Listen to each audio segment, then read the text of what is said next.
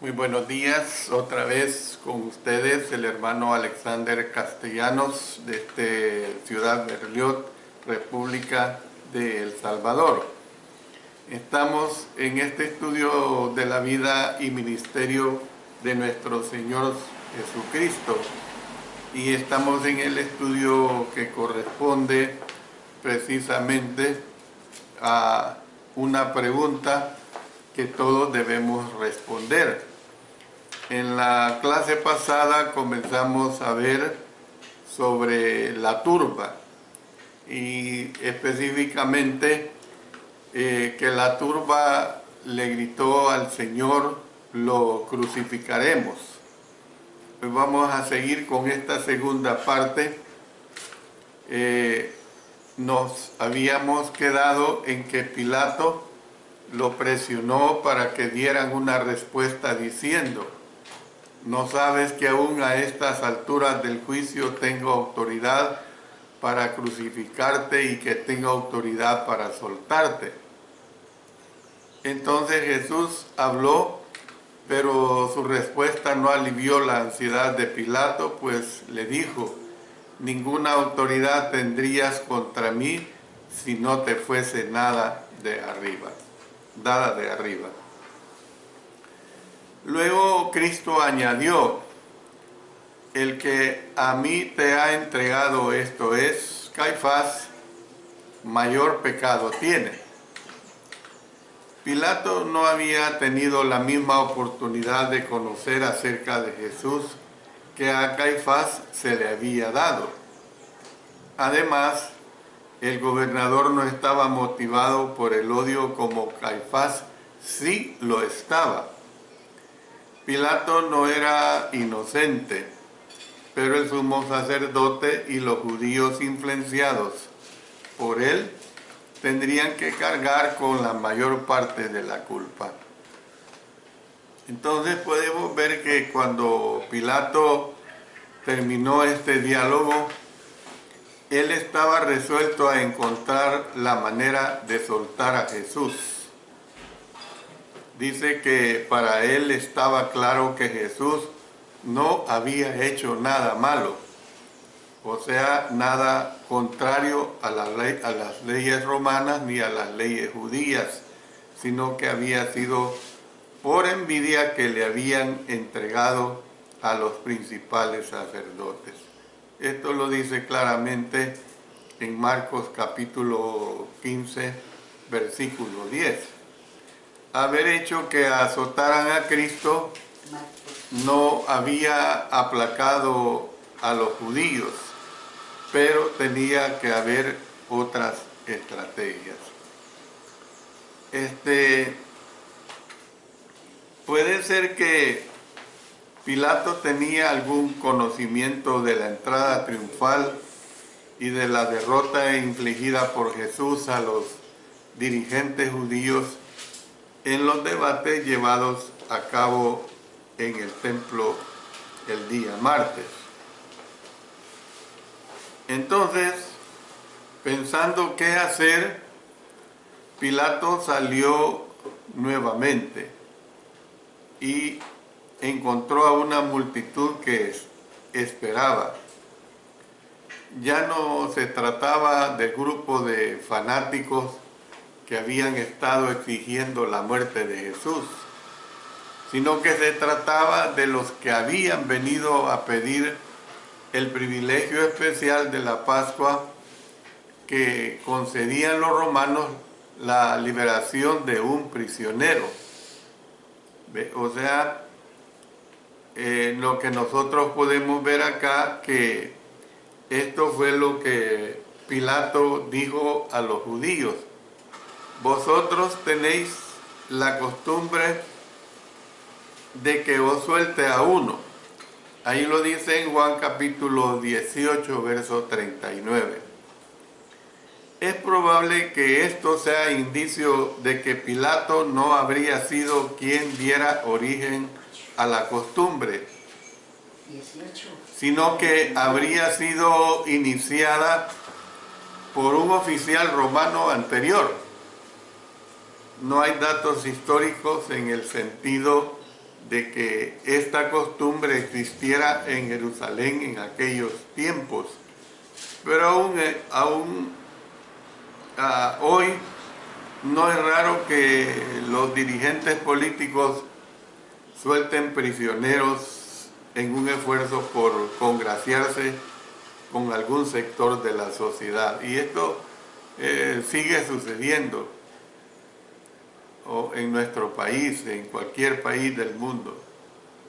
Ahorita se está emitiendo un juicio sobre personas importantes y que bien se puede ver que hay intereses de congraciarse con grupos para quedar bien, intereses que son eminentemente de tipo político. Entonces, cuando ellos plantearon su petición, Pilato ideó otro plan para soltar a Jesús. Por lo general, el gobernador permitía a los judíos elegir al prisionero que ellos deseaban que se soltara. Esta vez les limitaría las opciones a dos hombres, un despreciable renegado y a Jesús. Dice la Escritura en Mateo 27:16, y tenían entonces un preso llamado Barrabás. Hago una aclaración sobre el nombre Barrabás. Según un antiguo manuscrito, el nombre completo era Jesús Barrabás. Imagínense, Jesús Barrabás. Y esta puede ser la razón por la que Pilato se refirió al Señor Jesús como Jesús llamado el Cristo. Es decir, con el fin de distinguirlo de Jesús llamado Barrabás. Cosas bien interesantes, ¿verdad? Entonces, en otras palabras, significa Barrabás, hijo de Abba. En otras palabras, el hijo de mi padre. El hijo de mi padre. Este había sido echado en la cárcel por sedición en la ciudad. Tal vez fue uno de los dirigentes de la sublevación que se suscitó cuando Pilato usó fondos del templo para construir un acueducto para la ciudad de Jerusalén. Y otra cosa más, que Barrabás también era ladrón. Era ladrón, la Escritura lo dice claramente en Juan 18, verso 40.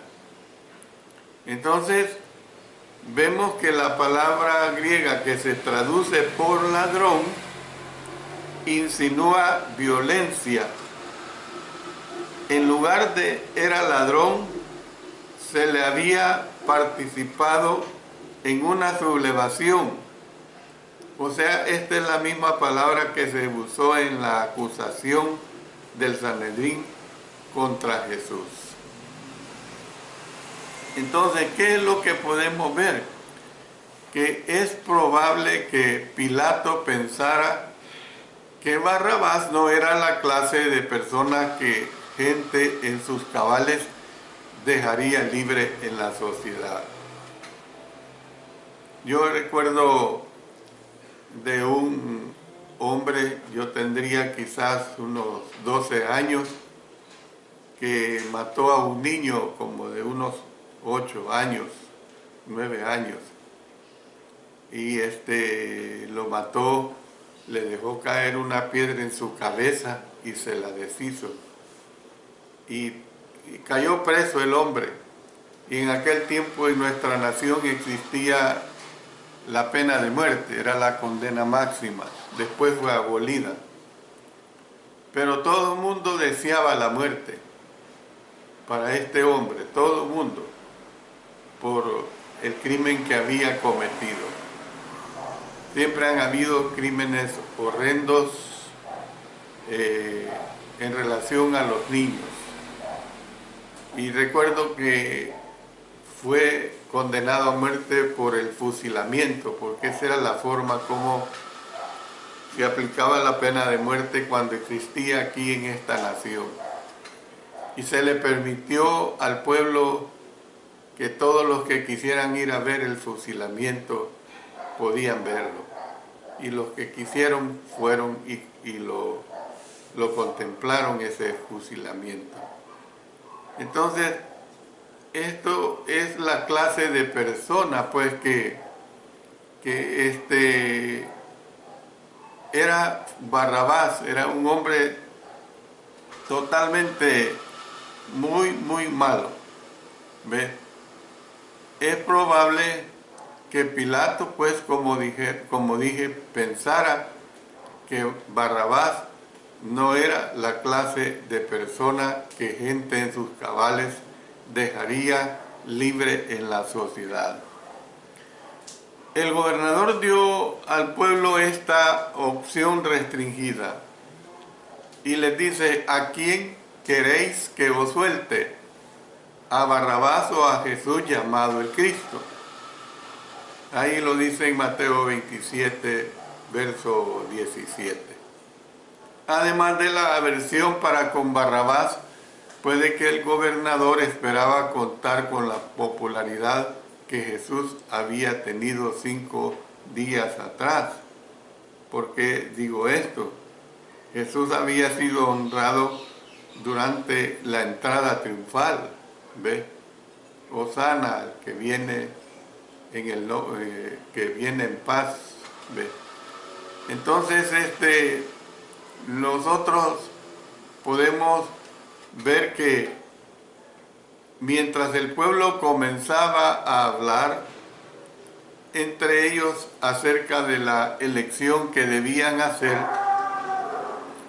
tal vez Pilato a lo mejor pensó que había sido más listo que sus oponentes judíos. Sin embargo, cualquier satisfacción consigo mismo que él hubiera tenido pronto se desvaneció, y mientras estaba sentado allí, se cree que estaba sentado en el tribunal. La palabra tribunal, traducida de la palabra bema, se refiere a un lugar elevado desde el cual los oficiales hacían declaraciones. Entonces, pero mientras él estaba ahí sentado, su mujer le mandó decir: no tengas nada que ver con ese justo, porque hoy he padecido mucho en sueños por causa de él. Mateo capítulo 27, versículo 19. Y tengo que dar una aclaración aquí al respecto de lo que la mujer le manda a decir y le previene. Los incrédulos supersticiosos le dan mucha importancia a los sueños, pero esto no significa que nosotros debamos hacer lo mismo. Muchas personas tenemos pesadillas continuamente.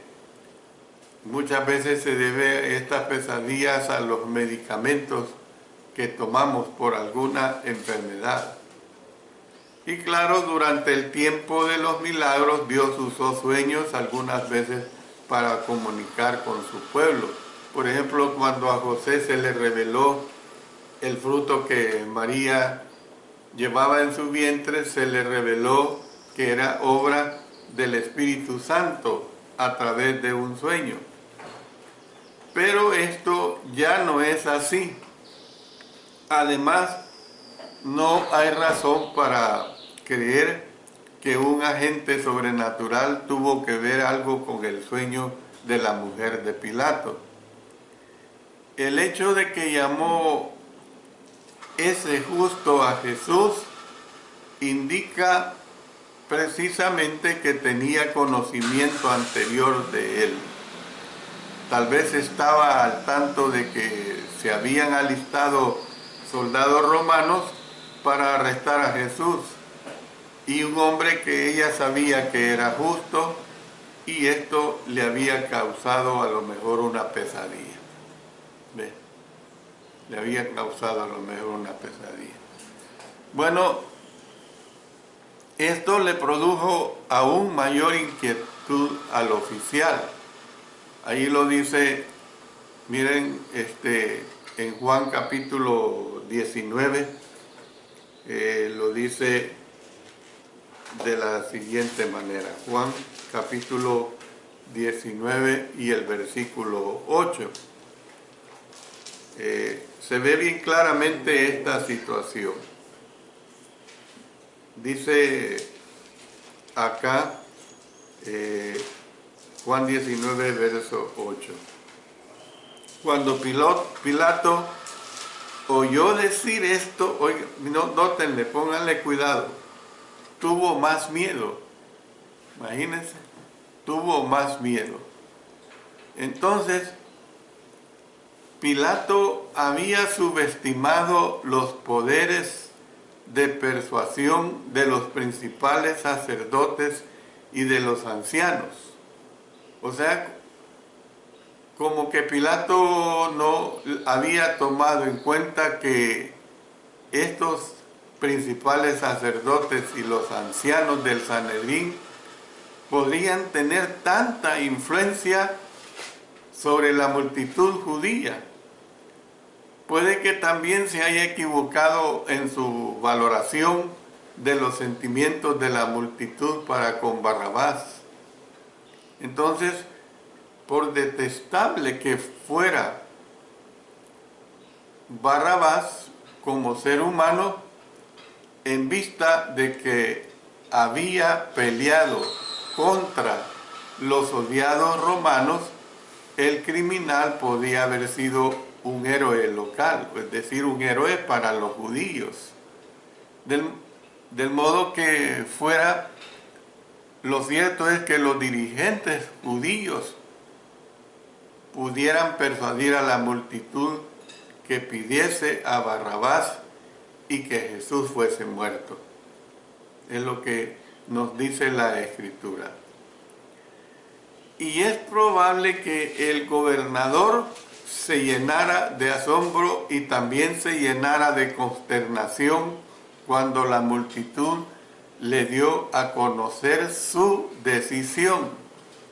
Dice que más toda la multitud dio voces a una diciendo: fuera con este, suéltanos a Barrabás. Ahí lo presenta en Lucas 23, 18. Y habiéndole tomado desprevenidamente esta decisión, Pilato hizo la pregunta en la cual se centra esta lección precisamente. Esta lección que la hemos visto en dos partes. ¿Qué pues haré de Jesús llamado el Cristo? Y ellos respondieron a gran voz diciendo: sea crucificado. Sea crucificado. Entonces, muchos que predican han hecho notar que la multitud gritó Hosana el primer día de la semana y crucifícalo 5 días después, lo cual ilustra la inconstancia de la gente. Pero hay una cosa: la gente puede ser inconstante y fácilmente manipulada, pero en honor a la verdad debemos reconocer que a lo mejor los que formaron parte de aquella jubilosa multitud cuando había entrado el día domingo no necesariamente estaban presentes en la multitud sanguinaria del día viernes. Eran miles de personas las que estaban de visita en Jerusalén para la fiesta. O sea, era una enorme cantidad de gente. Entonces nosotros podemos ver lo siguiente: que Pilato trató de apelar al sentido de justicia de ellos. ¿Por qué digo esto? Porque él les dijo por tercera vez, pues qué mal ha hecho este, ningún delito digno de muerte he hallado en él. Sin embargo, sus oyentes no estaban interesados en la justicia. Ellos, dice la Escritura, instaban a grandes voces pidiendo que fuese crucificado. Y cuando digo que sus oyentes no estaban interesados en la justicia, es una situación que sigue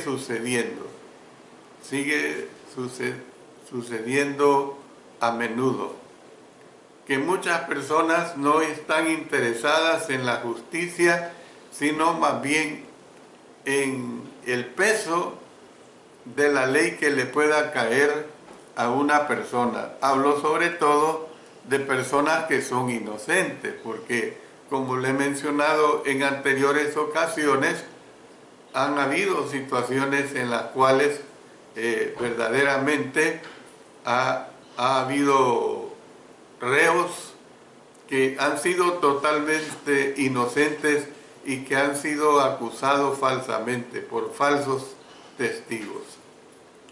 Entonces, después de contemplar el desgarrador espectáculo del pueblo de Dios, y aquí hago una aclaración, durante los miles de años, los israelitas habían sido pueblo escogido de Dios, pero ya no son más pueblo escogido de Dios.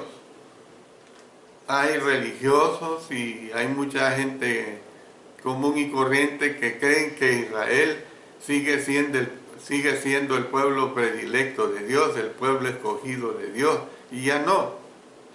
Eso dejó de ser. ¿Por qué dejó de ser? Porque fueron desobedientes. Y Dios, con la muerte de nuestro Señor Jesucristo, vino a ser su pueblo. ¿Cuál pueblo? Su iglesia. Ese es el verdadero pueblo de Dios. La iglesia que está compuesta de los que son obedientes a su evangelio. Esa es la realidad.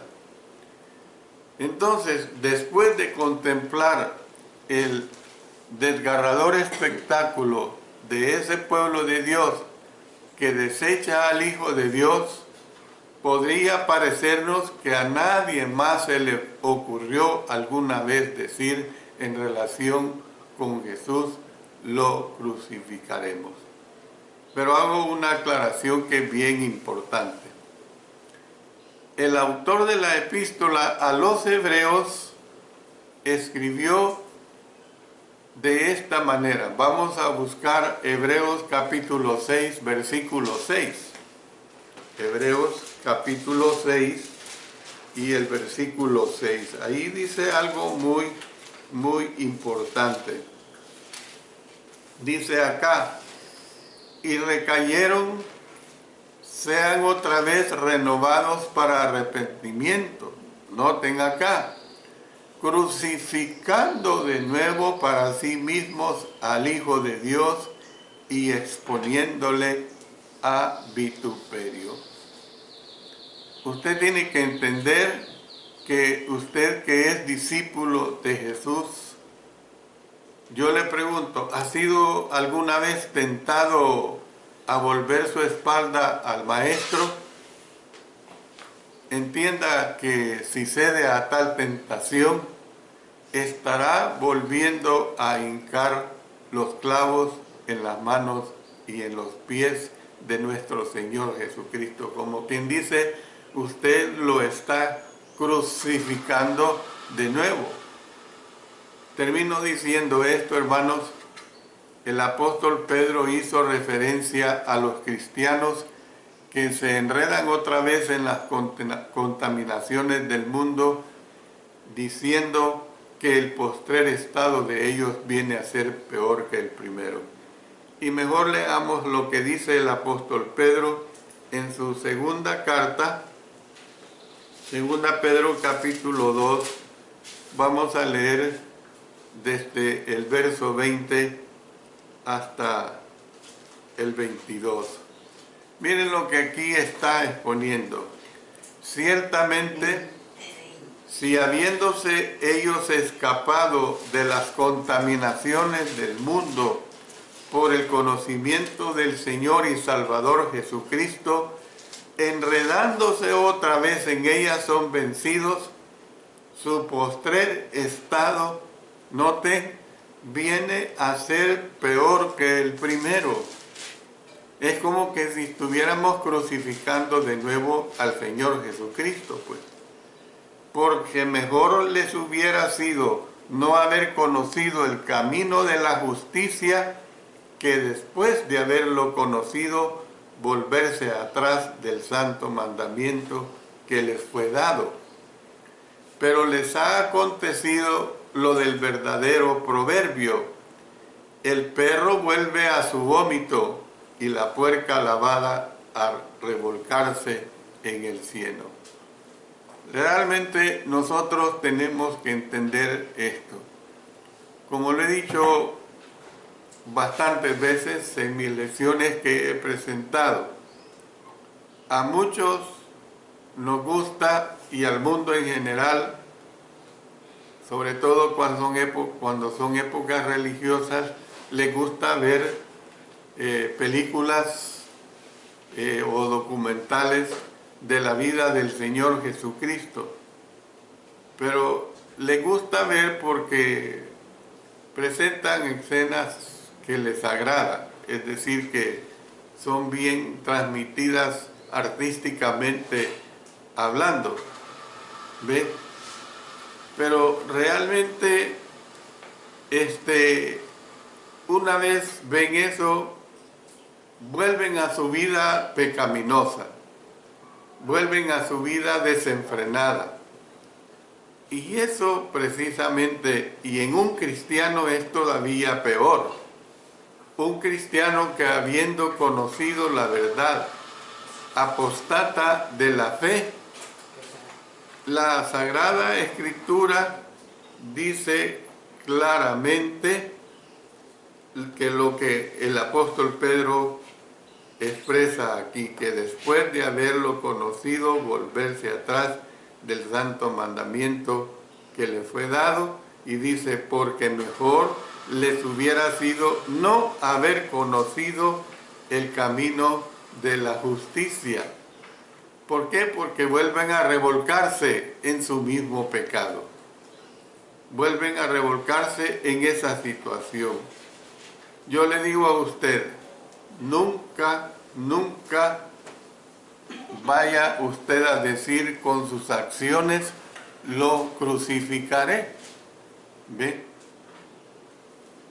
Muchas veces los cristianos podemos caer en esta situación, pero oremos a nuestro Señor continuamente por no volver nunca a caer en una situación de volver atrás, de volver a nuestra condición pecaminosa del pasado, y entonces de esta manera estamos crucificando de nuevo a nuestro Señor Jesucristo. Claro, sabemos que en realidad esto no va a suceder en la práctica, pero en el sentido de nuestro pecado, eso sí sucede. Tal pareciera que la crucifixión real de nuestro Señor Jesucristo, y que ya se realizó, no vale la pena. Y que a pesar de ello, al tercer día, Él venció el poder de la muerte, resucitó, y al 50º día Él volvió y ascendió a los cielos, a su estado de gloria que siempre ha tenido. Yo le digo a usted, hermano, sea fiel al Señor, así como dice el libro de Apocalipsis, sé fiel hasta la muerte y yo te daré la corona de la vida. Siempre digo a mis amigos, usted quiere conocer y estar dentro del camino de nuestro Señor, yo le digo, arrepiéntase de sus pecados, confiese a Cristo y sea bautizado para el perdón de todos sus pecados y usted va a ser añadido a la iglesia de nuestro Señor Jesucristo. Como siempre, la bendita palabra de Dios es enorme y está a su disposición. Solamente resta el que usted realmente la quiera escudriñar. Póngase en contacto con nosotros, ya sea de nuestro país o de cualquier otro país, y nosotros haremos todo lo posible por ponerle en contacto con una iglesia de Cristo en el lugar donde usted vive. Dios bendiga su bendita palabra.